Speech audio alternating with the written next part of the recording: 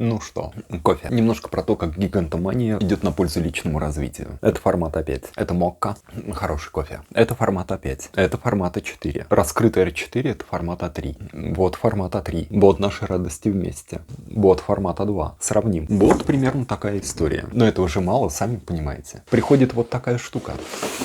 Не маленькая. Я думаю, что по внушительности перевешивает.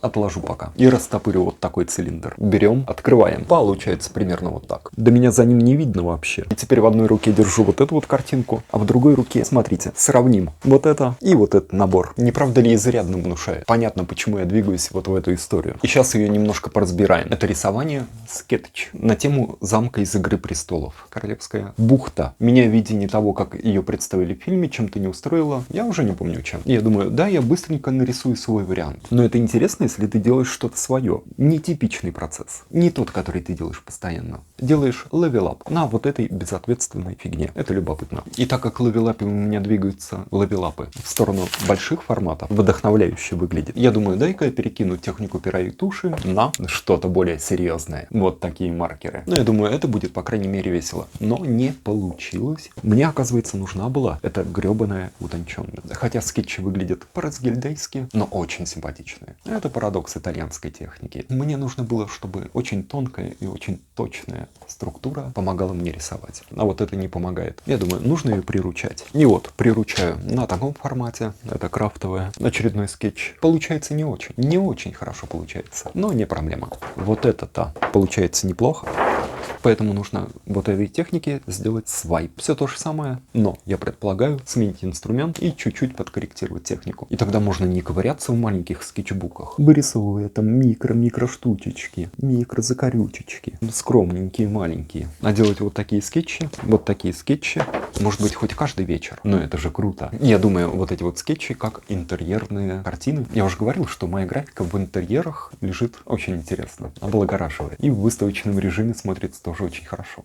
И вот это вот движение, оно в самой сути в том, чтобы сделать из скетча еще один вид интересного продукта. Графика, интерьерные картины, большие музейные экспозиции. Я об этом говорил в каком-то видео, когда думал, что мне делать с этим всем. И сам не заметил, как начал делать из вот этого непонимания, из желания какой-то уже реальный продукт. То есть я иду, я двигаюсь, я делаю, я пью кофе. Вот эта бумажка метр на метр. Большая бумажка. Я с ней затупил.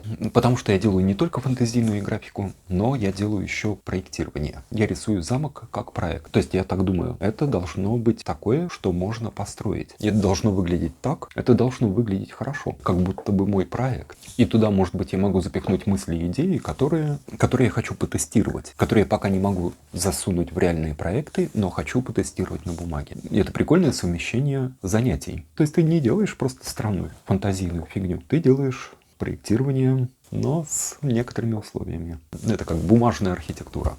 Почему нет? И тоже большой кайф таких бумажек, когда они висят на стене. Они всегда перед глазами. То есть то, что у вас в скетчбуке, у вас в скетчбуке. Вы понимаете, вы нарисовали, потом бамс, закрыли и положили. Вот он лежит, вон там. И вы не видите. А вот это, если оно на стене, оно всегда перед глазами. Вы всегда корректируетесь. То есть это как постоянный прокач.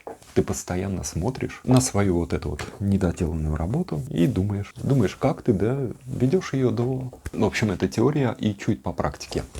Смотрите, у меня тут много линеров.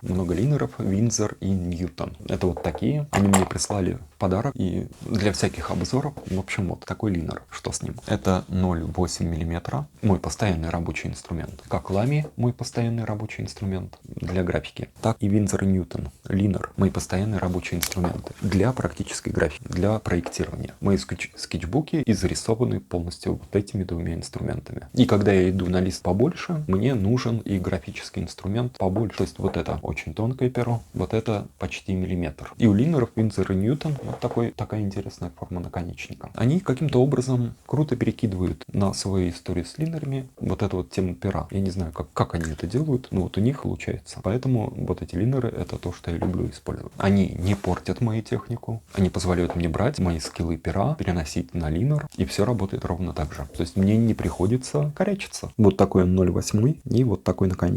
Выглядит стильно, держать удобно, дорисовать очень приятно. Штрих дает очень точный, очень хороший. хороший, лаконичный и крутой. Смотрите. Так как я с графикой работаю огромное количество времени, то я очень требователен к куче моментов, которые предъявляю к графическим инструментам. Вот эта вот история для графики моего типографии работает идеально. Ну, собственно, поэтому я их использую. Так же, как и я начинал использовать, например, Winsor & Newton тушь сепию, ну и черную тушь. И лучше признаться, ничего не видел. Также и с этими тонкими линерами. То есть для того, чтобы делать на таком огромном листе, а я напомню, это метр на метр графику, вот этого линера вообще нормально. Потому что его штрих и для разметочной истории огонь прям. Он читаем, он сдержан, он конкретен. Для набирания текстуры, вы видите, прекрасно. И быстро. И довольно быстро это все происходит. Единственное, для вот таких вот черных пятен я беру, например, Liner Figma Graphics широкий, тройку.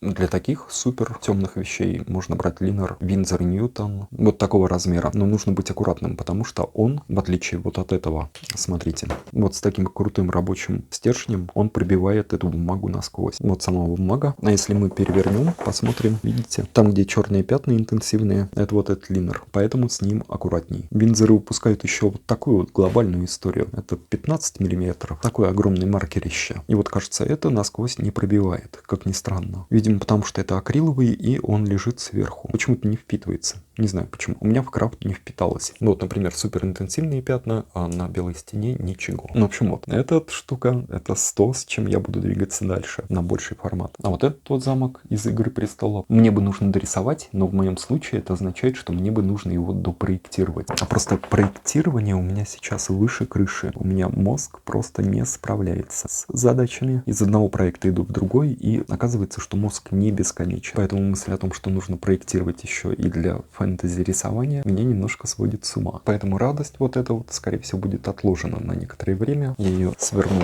в аккуратный рулончик и поставлю к другим крупноформатным рисуночкам. Но вот как некоторое время назад я думал, ой, как это интересно. Ой, наверное, это сложно. Ой, наверное, тяжело. Выносить свой продукт из головы не на маленький лист, а на огромный. И делать его как симпатичный, готовый продукт. Хороший продукт. Я думал, это сложно. А нет. Сколько было итераций? Ну, наверное, штук 7-10 я таких листов нарисовал. Начал с небольших. Ну, небольших. По-моему, меньше метра. И рисовал довольно грубо. Рисовал линером Winsor & Newton и помогал ему вот такими маркерами. Сначала грубо, потом, окей. Некоторые штучки утончаются, некоторые штучки ты понимаешь, некоторые штучки ты переносишь из своего предыдущего опыта работы на небольшом формате. И вот так в этом стиле, в моем стиле это работает хорошо. Смотрится как продукт. На стене висит огонь. Я думаю, пробуйте тоже. Это же легко. Нужно немножко постараться, и все получится. Потому что вот, размер, это важно, и это не должно останавливать. Особенно, если вы делаете такие штуки, интересуетесь такими штуками. Скетчить просто. Уроки по моему типографике в описании к видео. А вот здесь плейлисты для того, чтобы жизнь ваша была легче. Вот в этом прекрасном рисовальном мире. И о том, как связывается такой скетчинг с проектированием, с путешествиями по всему миру. Потому что у меня проектная и путешественническая история. Меня зовут Эдуард Кичугин. Всем хорошей практики. Чао-чао.